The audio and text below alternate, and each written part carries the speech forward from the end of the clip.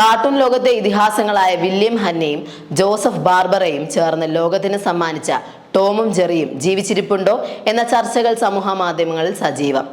ജെറിയുടെ മരണത്തെ തുടർന്ന് അവന്റെ അടുത്തിരുന്ന് കരയുന്ന ടോമിന്റെ ചിത്രങ്ങൾ അടുത്തിടെ റീലുകളിൽ നിറഞ്ഞിരുന്നു. നഷ്ടപ്രണയത്തിന്റെ ദുഃഖത്തിൽ റെയിൽവേ ട്രാക്കിൽ ഇരിക്കുന്ന ടോമിനെയും ജെറിയെയും കാണിച്ചുകൊണ്ട് മറ്റൊരു റീലും പ്രത്യക്ഷപ്പെട്ടു. പിന്നീട് അവർക്ക് എന്ത് സംഭവിച്ചു എന്നതിൽ വ്യക്തതയില്ല. 1940 തുടങ്ങിയ ടോം ആൻഡ് ജെറി ഇന്നും ലോകമെമ്പാടും ചിരിയുടെ മാലപ്പടക്കം തീർക്കുന്നു.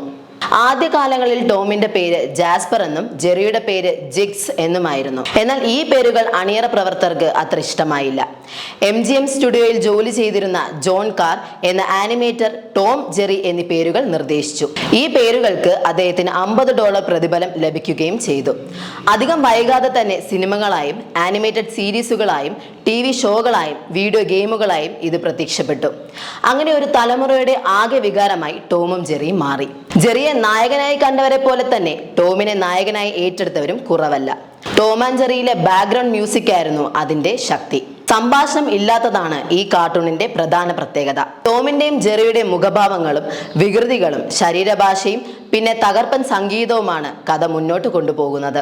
എന്നും പരസ്പരം ഓടിച്ചു പിടിക്കുകയും വഴക്കിടുകയും ഉപദ്രവിക്കുകയും ചെയ്യുന്ന ടോമിന്റെയും ജെറിയുടെയും പരസ്പരമുള്ള സ്നേഹം നിങ്ങൾ തിരിച്ചറിഞ്ഞിട്ടുണ്ടോ? അവർക്കൊരു ആപത്ത് വരുമ്പോൾ ഒരുമിക്കാൻ അവർക്ക് രണ്ടാമതൊന്നും ആലോചിക്കേണ്ടി വരില്ല. മറ്റൊരാക്രമണം ഉണ്ടാകുമ്പോൾ അവർ രക്ഷകരായി പരസ്പരം എത്തും. ഇതൊരു സാധാരണ യുദ്ധമല്ല, ഇതൊരു സ്നേഹബന്ധമാണ്.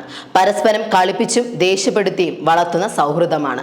അതുകൊണ്ടാണ് 85 വർഷങ്ങൾക്കിപ്പുറവും ഒരു യുദ്ധം ഇഷ്ടപ്പെടുന്നത് പോലെ ലോകം ടോം ആൻഡ് ജെറിയെ സ്നേഹിക്കുന്നത്.